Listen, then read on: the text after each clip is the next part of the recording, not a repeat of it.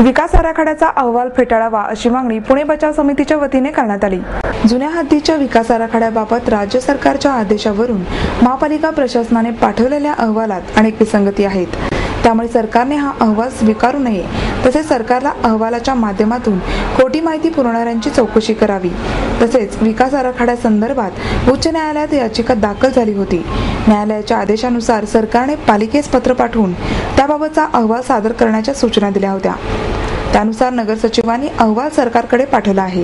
या पार्श्वभूमीवर समितीचे प्रशांत बदे, उज्ज्वल केसकर, सुहास कुलकर्णी आणि शिवा मंत्री यांनी पत्रकार परिषद घेऊन या अहवालावर आक्षेप घेतला। सचिवांना अहवाल देणं एक बंधनकारक शासनाच्या पत्राने होतं। त्यामुळे आयुक्तांनी म्हणजे प्रधान सचिवांनी नगर सचिवांनी दिलेलं पत्र हे विचारात घेऊ नये ही आमची पहिली मागणी। आयुक्तांचा अहवाल पाहिजे ही दुसरी मागणी। तिसरी महत्त्वाची गोष्ट की एके ठिकाणी ते असं म्हणतायत की हा त्याचाच भाग आहे आणि दुसऱ्या ठिकाणी ते असं म्हणतायत की हा ठराव कायदेशीर आहे।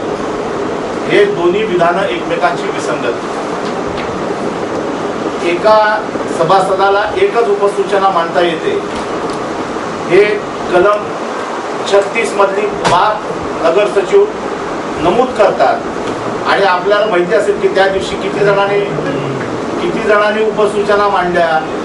एका प्रस्तावावर त्यात एका सभासदाने 5-5 उपसूचना मांडल्या।